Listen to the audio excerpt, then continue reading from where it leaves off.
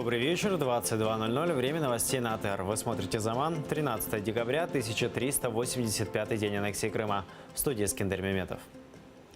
Меджлис направил официальное обращение в ПАСЕ, чтобы не допустить возвращения в ее состав российской делегации. В Страсбурге позицию Украины озвучил заместитель председателя Меджлиса Ахтем Чийгоз. Он выступил перед Комитетом министров Совета Европы. Позже Чийгоз встретился с генсеком Турбьеном Ягландом. Заместитель главы Меджлиса осудил агрессию России против Украины и обратил внимание участников заседания на преступления российских оккупантов против крымских татар, этнических украинцев и граждан Украины других национальностей, проживающих в Крыму. К тому же призвал Комитет министров Совета Европы решительно пресекать любые попытки восстановления полномочий делегации России в ПАСЕ до полной деоккупации Крыма и отдельных районов Донецкой и Луганской областей.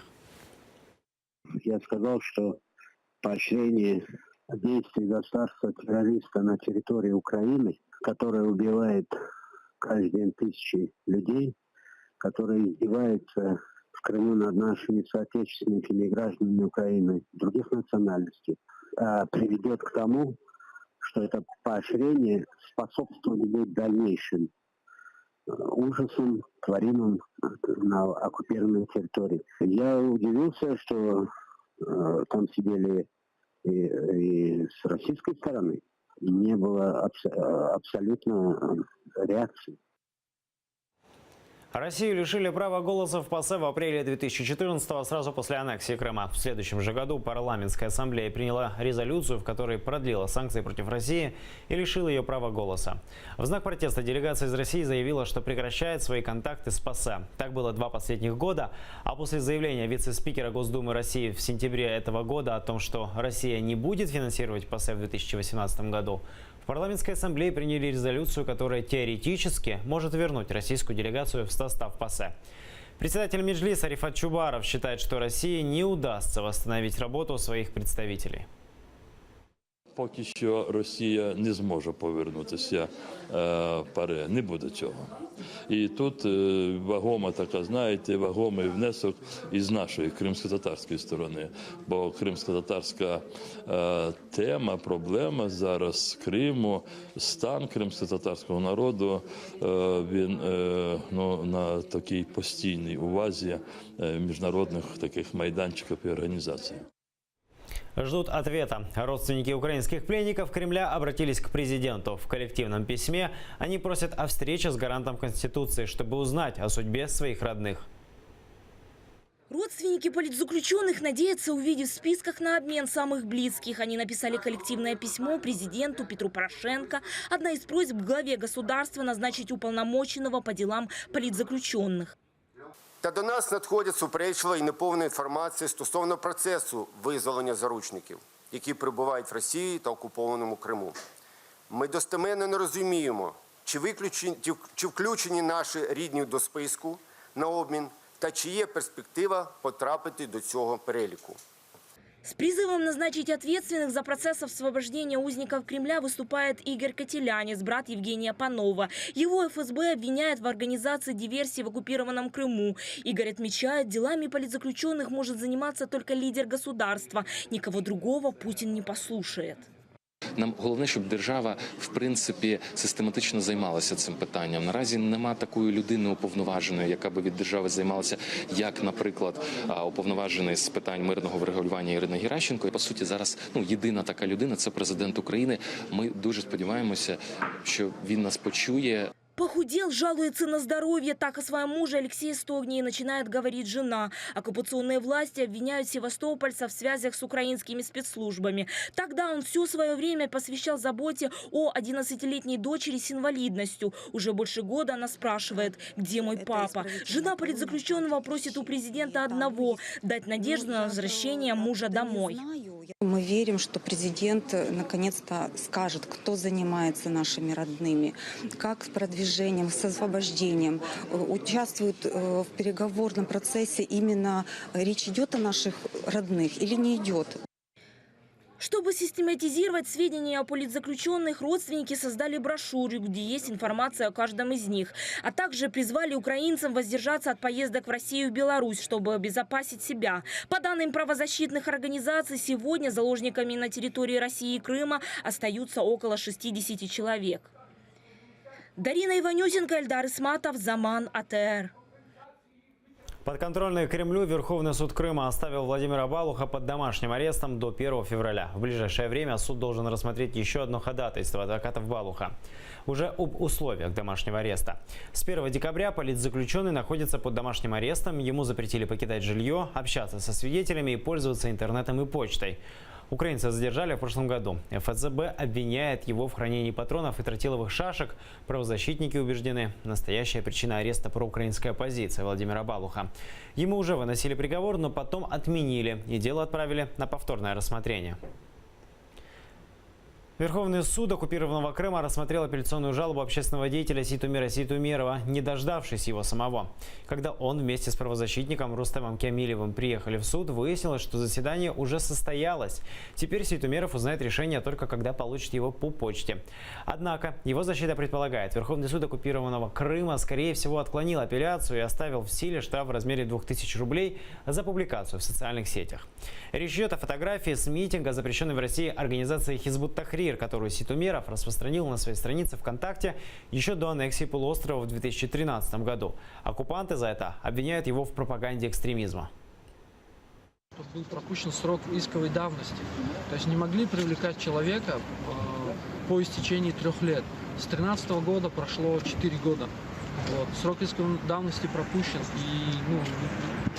То есть налицо факт опять-таки преследования и неправильного отношения к крымским татарам. В российских судах есть такое полномочие заключать судебные решения по, скажем, каким-то правонарушениям, которые были совершены в другой стране, то я хотел спросить у судьи, есть ли возможность тогда в российском суде наказать тех, кто в 1944 году депортировал крымских татар. Крымского узника Асана Чепуха сегодня должны были перевести в медсанчасть СИЗО. После обследования его могут госпитализировать в одну из симферопольских больниц. Об этом начальник симферопольского изолятора сообщил защитнику Чепуха Айдеру Азаматову. Ему уже второй раз не удалось попасть на свидание к Асану Чепуху. Известно, что на прошлой неделе 65-летнего заключенного резко ухудшилось состояние здоровья. Адвокат Азаматов сообщил, что у Чепуха 7 декабря произошел микроинсульт. В СИЗО он не мог самостоятельно передвигаться, а руководство изолятора отказалось предоставлять ему медицинскую помощь. С утра я до обеда прождал, после обеда я все-таки попали в кабинет, однако Асанага не вывели к нам. Начальник медсанчасти сообщил, что сегодня его должны перевести в медицинский блок для обследования, для оказания помощи медицинской.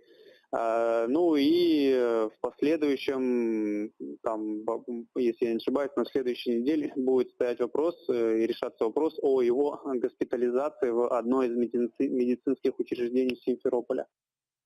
Асан Чепух – фигурант так называемого дела о вымогательстве денег у гражданина Турции. 23 ноября оккупанты в ходе так называемой спецоперации арестовали 4 крымских татар. Асан Чепух, Бекир Дигерменджи, Руслан Трубач и Кязим Аметов будут находиться за решеткой до 15 января. А ранее сообщалось, что родственники задержанных жаловались на условия содержания в СИЗО. Украина может заплатить высокую цену за сотрудничество пенсионного фонда с Россией. Так считают правозащитники украинской Хельсинской группы. Фонд разглашает информацию о персональных данных украинцев. Прокуратура Крыма по данному факту открыла уголовное производство. Пенсионный фонд своей вины не признает. Подробнее в сюжете. Пенсионный фонд Украины направляет персональные данные украинцев в Россию, чтобы там могли проверить, получают ли люди пенсию в оккупированном Крыму. Юристы убеждены, такими действиями в фонде признают аннексию. Кроме этого, сотрудники фонда распространили несколько тысяч персональных данных и адресов пенсионеров, среди которых также военнослужащие и добровольцы. Це є часткове визнання юрисдикції РФ в обмін на невеличку економію бюджетних коштів. Мені здається, що ця ціна є невиправданою.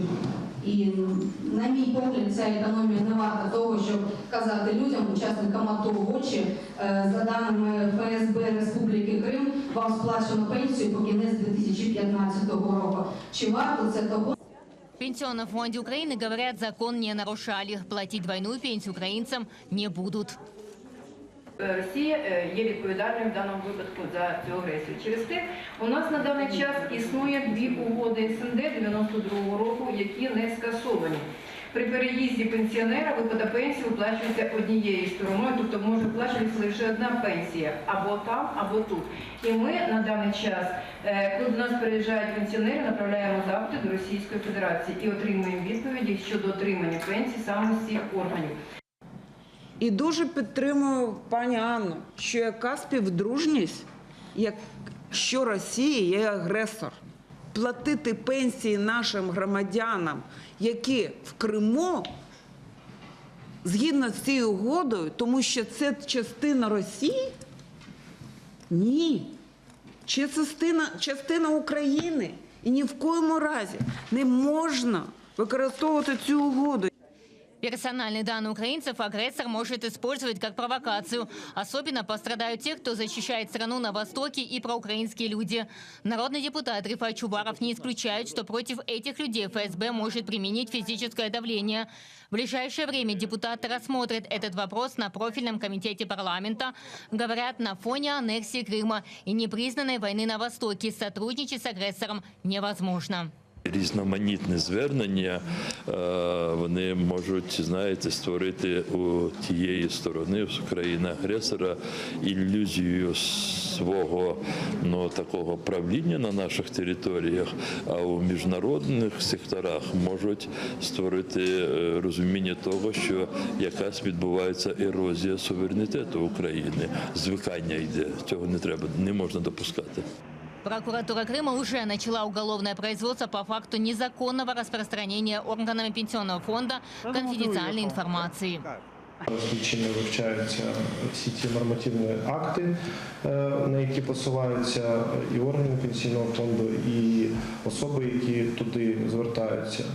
Дуже великі питання викликають наявні матеріали кримінального провадження, листи з Федеральної служби безпеки в Республіці Крим, якими оперують наші органи. Це в окремому полі зору нашому та наших слідчих перебуває. 40 людей в оккупированном Крыму отказались от российской пенсии и начали получать ее от Украины. Эльвина Титбулаева, Асан Эминов, Заман, АТР. Крым – это территория Украины. Так посол США в России Джон Хансман ответил на вопрос пользователя Twitter о том, кому принадлежит полуостров. Любой человек, знакомый с международным правом, знает, что Крым – это Украина. Для ответа на вопрос посол записал видеоролик и разместил его в микроблоге посольства США в России. Поскольку, как заметил дипломат, этот вопрос россияне задают очень часто.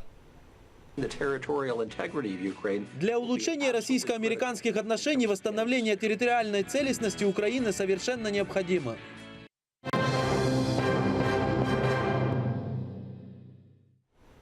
Экстренный саммит исламских государств в Стамбуле признал Восточный Иерусалим столицей Палестины. Как мусульманские государства вместе обсуждали решение Дональда Трампа о признании Иерусалима столицей Израиля, все громкие заявления исламских лидеров в нашем сюжете.